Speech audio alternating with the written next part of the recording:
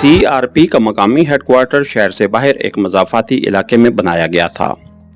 एक बड़े मैदान में जो चारों तरफ दरख्तों से ढका हुआ था। खरदार तार लगाकर और कुछ आर्जी कमरे बनाकर भारतीयों ने उसे CRP हेडक्वार्टर की शक्ल दे दी थी। जमशेद के साथ खैरियत गुजरी कि उन्होंने ट्रक को दरख्तों के झुंड के नीचे एक कोने में खड़ा किया था, जहां दरख्तों की छांव ने इस जहन्नम की आग को कदरे हल्का कर दिया था। बसूरत दीगर तो शायद वो झुलस कर ही रह जाता। ट्रक के ड्राइवर और कंडक्टर को उन्होंने हवालात में बंद कर दिया था और CRP के 2 जवान अब ट्रक पर चढ़कर वहां रखे सामान का जायजा ले रहे थे। उनमें से एक ने ट्रक के टूल बॉक्स पर भी सरसरी नजर डाली थी। फिर दोनों मुतमईन होकर बाहर आ गए।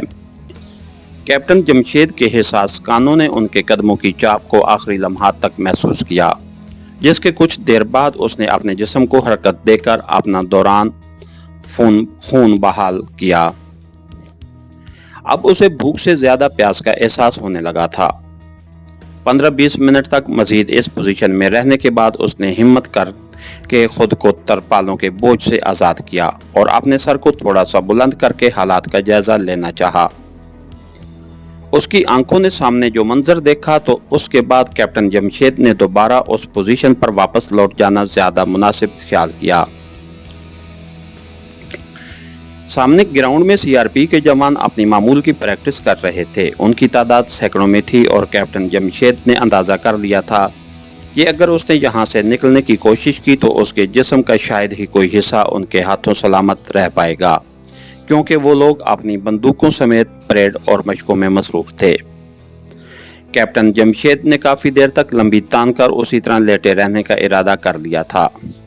यहाँ से निकलने का फिल वक्त तो सवाल ही पैदा नहीं होता था। दोबारा इस पोजीशन में वापस चला गया। उसने तसव्वुर कर लिया था कि वो इस वक्त सहराई मशकों में मसरूफ़ है, जहाँ 10 घंटे से पहले उसे पानी नहीं मिलेगा और 10 घंटे के बाद भी उसे कोटे के मुताबिक तय करदा पानी ही मिलेगा।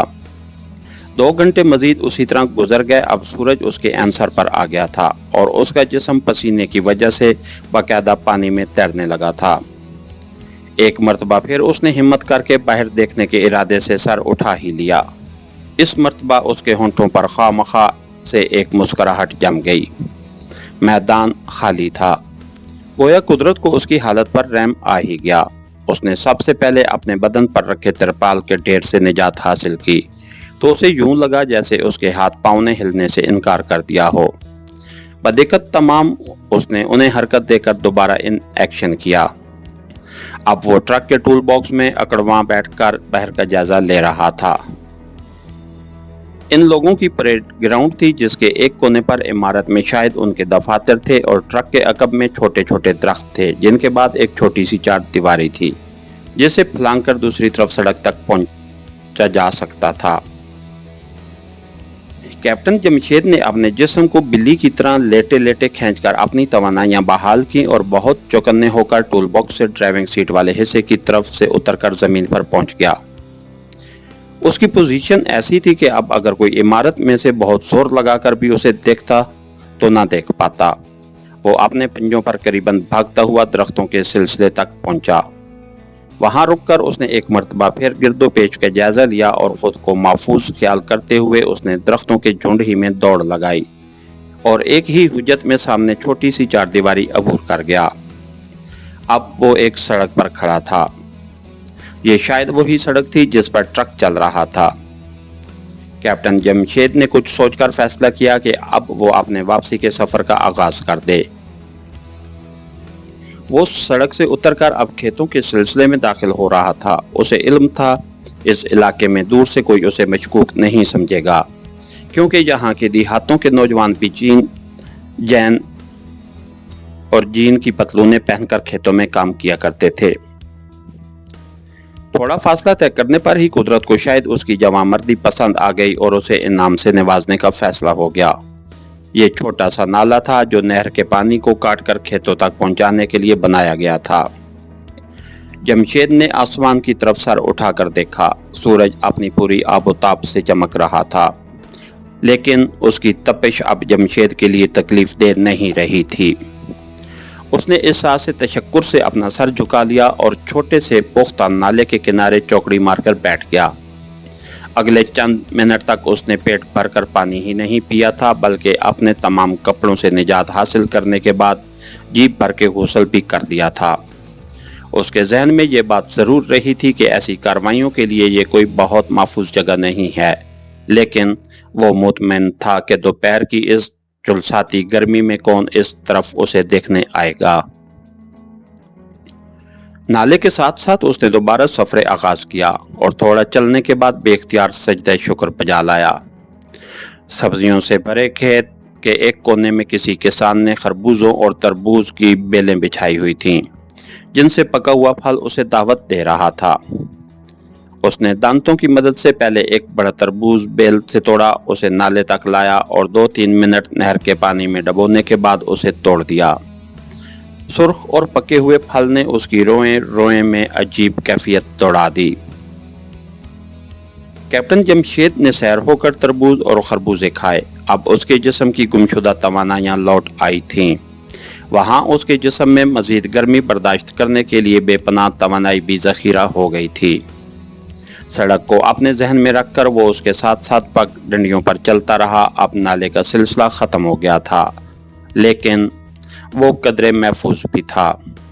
दोपहर तक उसका सफ़र जारी रहा।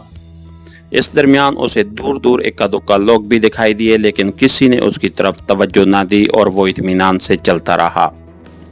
अब उसके सामने एक ट्यूबवेल और उससे मुल्हका छोटा सा कमरा आ गया था। ट्यूबवेल बंद था, लेकिन उससे मुल्हका खेतों से अंदाज़ा लगाया जा सकता था कि उसका मालिक थोड़ी देर पहले ही यहाँ से गया है।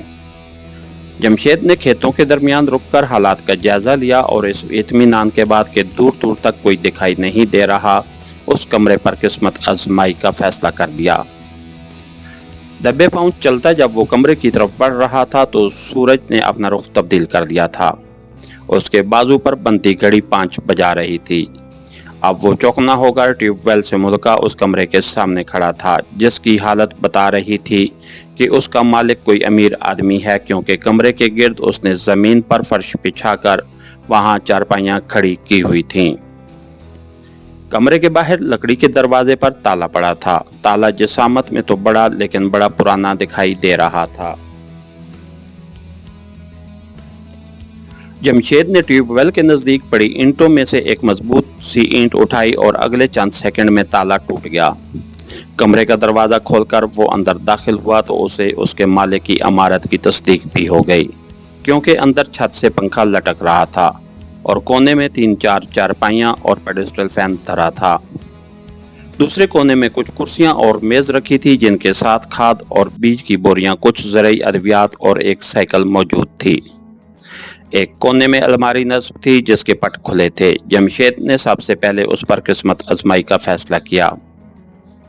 अलमारी के पट खुलते ही उसकी बाछें खिल गईं। सामने बड़े सलीके से धोती, कुर्ता पायजामा और पगड़ी रखी हुई थी। शायद ये कपड़े उसने अभी उतारे थे या फिर किसी और मकसद के लिए रखे थे।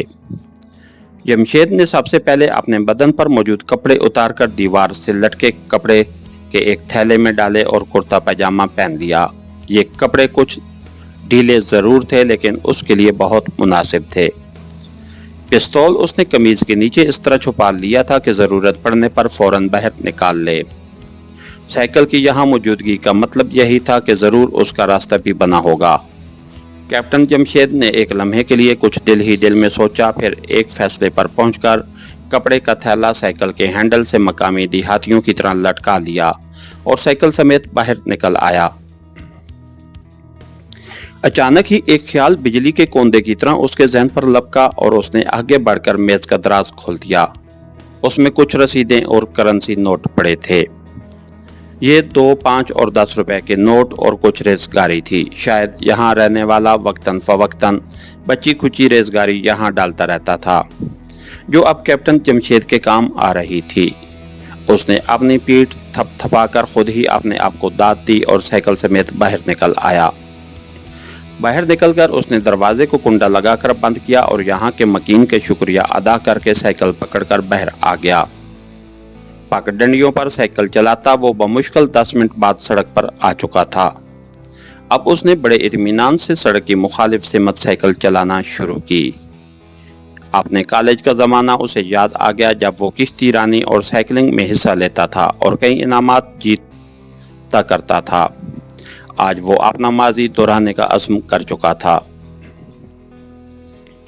سڑک پر سائیکلوں کی ٹریفک اب کچھ زیادہ ہو گئی تھی کیونکہ یہ کارخانوں وغیرہ میں چھٹی کا ٹائم تھا اور لوگ چھٹی کر کے اپنے گھروں کو جا رہے تھے۔ کیپٹن جمشید سڑک کے ساتھ ساتھ سفر کرتا رہا۔ رات کے 8 بجے تک اس نے سائیکل چلائی۔ محتاط ترین اندازے کے مطابق اس نے تقریباً 30 کلومیٹر سفر طے کر لیا تھا۔ اس دوران اس نے راستے میں 2-3 جگہ رک کر پانی پیا تھا۔ اب اسے ایک سفری ڈھابا، چھوٹا سا ہوٹل دکھائی دیا جس پر کوئی خاص رونق نہیں تھی۔ چند لمحے سوچنے کے بعد اس نے یہاں قسمت آزمائی کی ٹھان لی۔ اس کے ساتھ ہی ہماری آج کے ایپیسوڈ کا اختتام ہوا۔